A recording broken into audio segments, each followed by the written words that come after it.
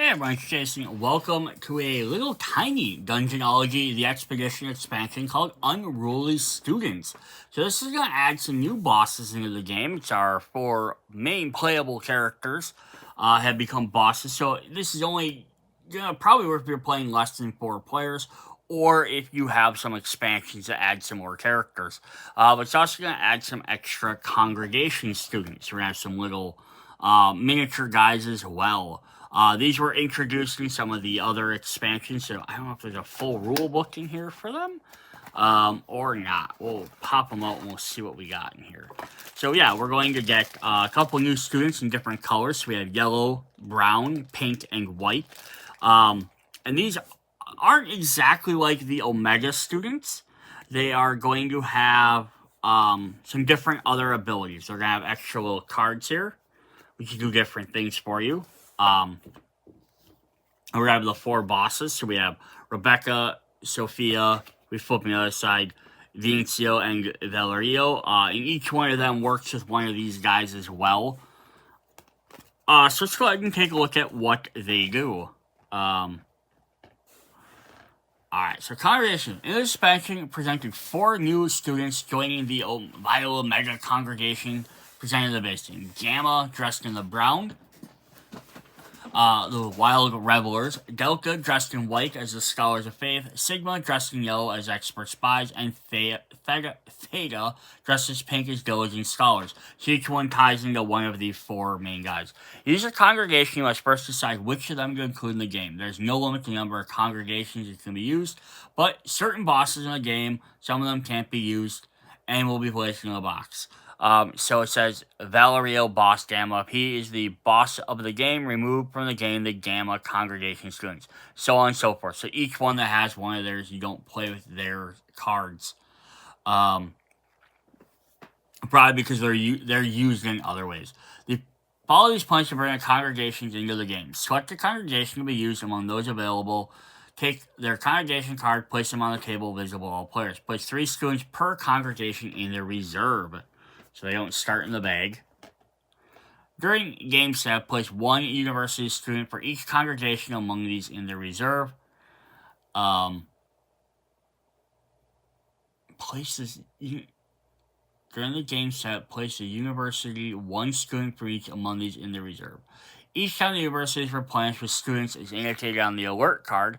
First, insert 1 student per congregation among those in reserve. Always replace an equal number of standard students. For any reason you're not to fill the diversity, fill the rest of standard. So basically it says you have to put 5 back in the bag, and you have 2 congregation students available. You have to pick those 2 first. When 1 or more students must be placed in the bonfire, the player chooses the order in which to place them. When students take from the bonfire, they must take them starting from the last one available, furthest from the arrow. So someone can decide where they might want that congregation student to land. Normally, it's just the regular gray student, so it doesn't make any difference. When you have these guys, it might play a little strategy. When a scholar draws a student belonging to the congregation, he can instead choose to sacrifice a standard student in his possession and keep the congregation student for himself instead of placing them on the bonfire.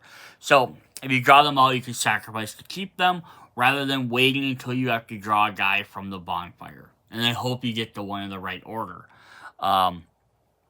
Every congregation student works exactly like a standard student, so they work for any other effect. If you get to something that says sacrifice to play a card, you can sacrifice them. You want to sacrifice them to block something, or to block a stun token, or to perform an espionage test. You can do that. If you enter an area that says sacrifice all students, they get sacrificed as well. The effect of the student can be activated by a scholar who owns it by following the instructions on the congregation card. Student effects activated by a scholar in his or her turn. If the description the lightning bolt is present, even during his opponent's turn, following priorities if the effects were a trick card. So if they have the lightning bolt, you can play them outside of the turn. And then we also have pair of bosses. Bosses from the expansion are used in the game alone. Follow the rules of the base manual or in pairs. When using boss in pairs, the bossing effect activates for both of them. The order of the activation effect is chosen by the scholar who activated the boss effect. So I don't know if just these guys can be used in pairs, or if any bosses could technically be used in pairs. The other ones might be too hard or have too many extra abilities. So yeah, let's take a look at what the students do first, just because they might be affected by what the bosses do. So we have the Gamma students, which are the orange, yellow ones. It looks like brown ones. Kind of misleading. They could have made them a better, darker color for that. Let's say sacrifice Gamma student instead of the reserve. Place a student in your zone. A student containing a Gamma student and all those connected to it have a bonus of +3 to their alert value. So basically, you drop it in there, and he's gonna make everything harder to do. Remove the Gamma student from your zone at the beginning of your next turn and put it in the reserve. For the pink Thetas, we have at lightning speed, you can sacrifice a Theta student, double the bonus value of a trick card used to declare a stealth value. For the Sigma yellows, they have the little mask on. Sacrifice a Sigma student, perform an espionage action on a scholar of your choice as if you were in the same zone without sacrificing any students. A student of the targets do not increase their alert value. So basically, you can play this to gain their rogue ability, like Sophia would have, to just ignore all the bad stuff. And then we have the white deltas. When you sacrifice a delta student for any reason, place 3 students of the bonfire of your choice from the reserve. You can also choose non-standard students. So basically, you can use this guy to get rid of. So the idea of these guys is supposed to be your students are normally there just to help you. They're there to sacrifice for espionage or make espionage harder against you because they give you more alertness. Or sacrifice to play trick cards and do stuff like that, or for stuns.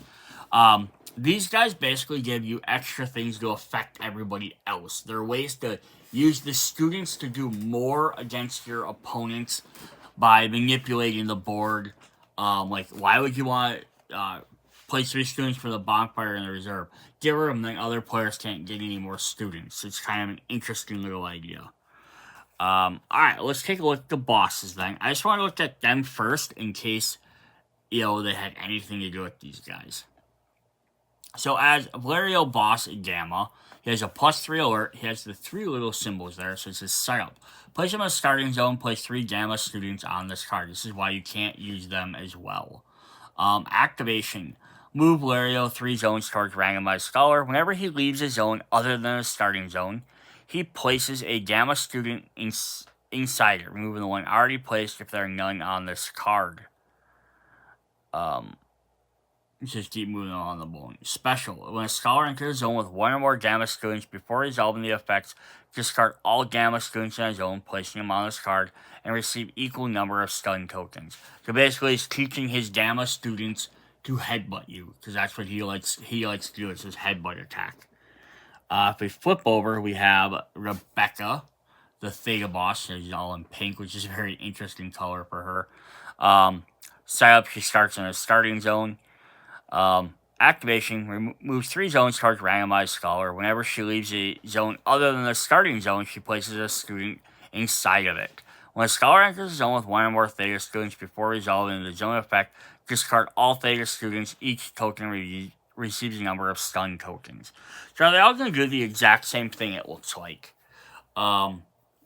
Which is probably why you can team them up and have multiple on there.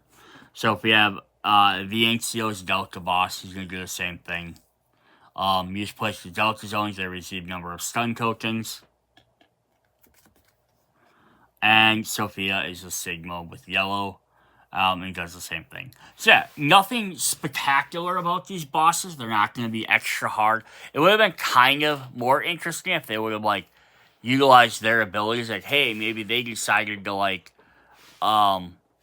they're graduating, they're coming back and messing with the other people. They got their thesis, and now the other guys are still struggling, so they came back to mess with them.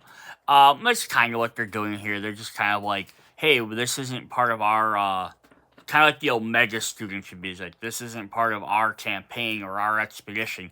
We're here to sabotage you. And that's more or less what they're kind of doing. I can definitely see why you could have 2 of these guys in here, or one of these guys with another boss. Because then the other boss will be doing their stuff, and this guy be coming in sabotaging. So it's kind of a neat way to just, I guess, increase the difficulty of the game. The extra students in here, the congregation, are kind of neat because it gives you another, again, just something else to do in the game, right? Now you have your regular students, and you've gotten used to playing that. Add some of these guys in there. They're just going to add extra little bonus things you can do with them. Hey, I have them. Most of the time you might end up just sacrificing them like any other normal thing. But hey, you might be like, hey, I can afford to do this to disrupt my opponents a little bit more. So definitely an interesting little expansion. Yeah, so it's Unruly Students. If you're just looking for a quick little bonus difficulty or extra stuff to the game, there you go. See you guys in the next Dungeonology video. Bye.